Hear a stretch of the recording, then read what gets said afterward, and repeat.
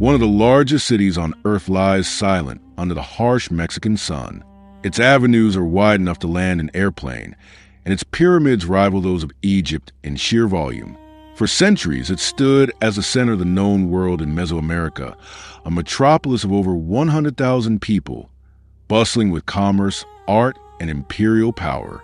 Yet, we do not know the name of a single ruler who sat on its throne. We do not know what language was spoken in its streets. We do not even know the true name of the city itself. When the Aztecs arrived, centuries after the city had fallen, they found only massive, overgrown ruins. Awed by the scale of what they saw, they believed that only giants or gods could have built such a place. They named it Teotihuacan, the place where men become gods. But the gods did not build the city.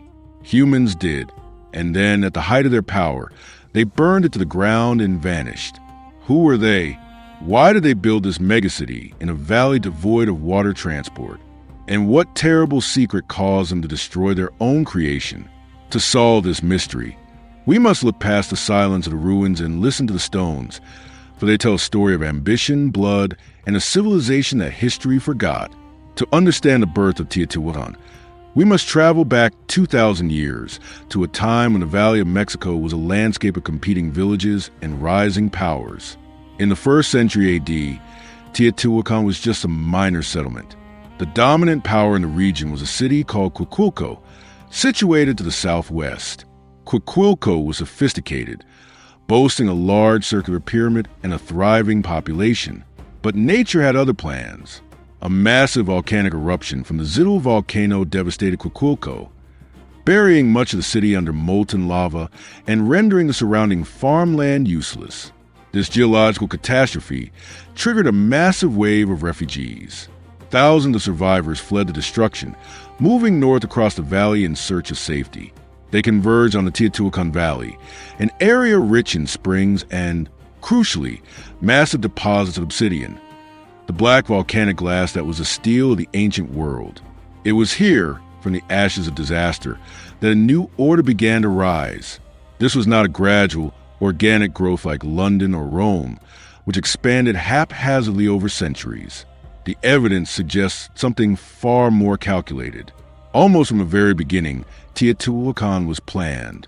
Someone or some group of visionary leaders looked at this dusty valley and imagined a cosmos made of stone. They laid out a city based on a precise astronomical grid, oriented 15 degrees and 25 minutes east of true north.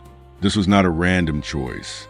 It aligned the city with the movement of the sun and the stars, specifically the setting sun on particular days of the year that were crucial for agriculture. This master plan dictated everything that followed. The city was organized around a central axis, a massive thoroughfare that the Aztecs would later name the Avenue of the Dead. Stretching for miles, this avenue was the spine of the empire, designed to overwhelm the senses of anyone who walked it. Walking that avenue today is breathtaking, but 2,000 years ago, it would have been a religious experience. The architects of Teotihuacan wanted to replicate the universe itself on Earth. Dominating the skyline is the Pyramid of the Sun, the 3rd largest pyramid in the world. Its base is virtually identical in size to the Great Pyramid of Giza in Egypt. But unlike the Egyptian pyramids, which were tombs for pharaohs, the Pyramid of the Sun served a different purpose. It was a man-made mountain, a beacon for the community. Beneath this colossal structure, archaeologists have discovered a natural lava tube cave that ends in the shape of 4-leaf clover. In the ancient Mesoamerican worldview, caves were seen as wombs of the earth, the place where life emerged. By building their massive pyramid directly over the sacred cave, the builders were making a statement. This city is the center of the world, the navel of the universe, the place where time began. Constructing such a monument required a labor force and a level of social organization that is hard to comprehend. Without beasts of burden, without metal tools, and without the wheel, the people of Teotihuacan moved millions of tons of earth, rubble, and stone. They carried baskets of rock on their backs, day after day, year after year. This implies a powerful central authority capable of motivating or forcing thousands of people to dedicate their lives to this grand project. Yet, unlike the Maya who carved the names and faces of their kings onto every available surface, Teotihuacan remains faceless. There are no statues of rulers glorifying their conquests. There are no hieroglyphs boasting of a king's lineage. The art of Teotihuacan focuses on the abstract, the geometrical, and the divine. This has led some historians to propose a radical theory. Perhaps Teotihuacan was not ruled by a single despot, but by a council, a corporate state where power was shared and the identity of the individual was submerged into the identity of the city itself. As the city expanded, the master plan continued to unfold with ruthless precision. At the northern end of the Avenue of the Dead stands a Pyramid of the Moon.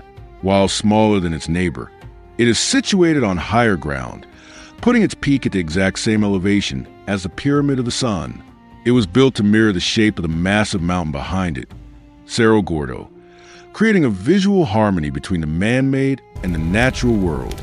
Excavations deep inside the Pyramid of the Moon have revealed a darker side to this architectural beauty. Tunnels dug into the heart of the structure uncover horrific secrets, the remains of sacrificial victims. These were not willing volunteers. The bodies found here show signs of having been bound and executed, often accompanied by dangerous animals like wolves, jaguars, and eagles, which were buried alive in cages. This suggests that the beautiful symmetry of Teotihuacan was maintained by a currency of blood, a payment to the gods to ensure the rain would fall and the sun would rise. By the 4th century AD, Teotihuacan had become a true megacity, covering over 8 square miles. It was far more than just temples and priests. It was a thriving, breathing urban engine. The city introduced a revolutionary housing concept that would not be seen again until the modern era, the apartment compound. Most ancient cities were collections of huts surrounding a palace, but in Teotihuacan, the majority of the population, rich and poor alike, lived in sturdy, stone-walled apartment complexes. There were over 2,000 of these compounds. They were single-story structures with flat roofs, devoid of windows on the outside to ensure privacy, but opening inwardly onto open-air courtyards that provided light, air, and a space for communal life. These were not slums. They were engineered with drainage systems, plaster floors, and murals on the walls. This standardization of housing suggests a standard of living that was incredibly high for the ancient world, reinforcing the idea of a society that valued collective order over individual glory. Life inside these apartment compounds reveals that Teotihuacan was surprisingly cosmopolitan, a true melting pot of the ancient world. It was the New York City of Mesoamerica. Archaeological analysis of bone isotopes has proven that many residents were not born in the city, but migrated there from vast distances. The city was divided into distinct ethnic neighborhoods. On the western edge, there was a Oaxacan barrio where Zapotec people lived, keeping their own customs and burying their dead in their traditional style. To the east, there is evidence of Maya merchants and diplomats who lived in houses decorated with paintings mimicking the style of their jungle homelands hundreds of miles away. This diversity suggests that Teotihuacan was a place of opportunity, a magnet that drew people in with the promise of trade and stability. It was a city that did not need walls to keep people in or enemies out. Its influence alone was its greatest offense. The engine driving this massive urban machine was obsidian. The valley sat on top of the finest deposits of green obsidian in the region. In a world without metal, this volcanic glass was essential for creating razor-sharp knives, scrapers, and spear points. It was a steel of the pre-Columbian age. Teotihuacan did not just mine it, they industrialized it. Archaeologists have found hundreds of workshops within the city limits where craftsmen turned raw stone into tools and weapons on a mass scale. These goods were then exported across the entire continent.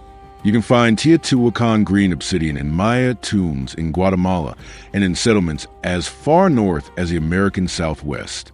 This economic monopoly made the city fabulously wealthy, allowing the elite to commission the grand monuments that still stand today. And perhaps more importantly, to fund the complex rituals that kept the population in check.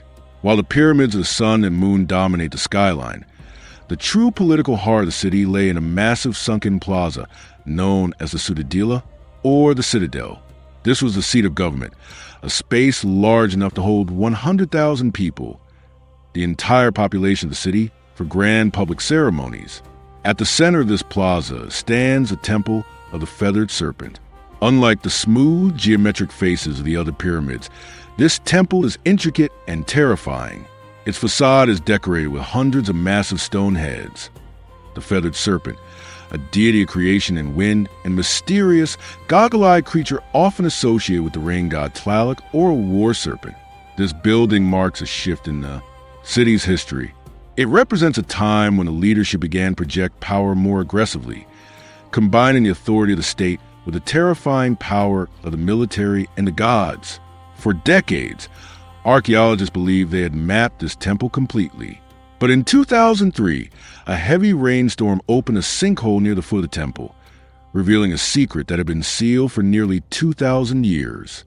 Mexican archaeologist Sergio Gomez was lowered on a rope into the darkness and found himself in a perfectly cylindrical shaft.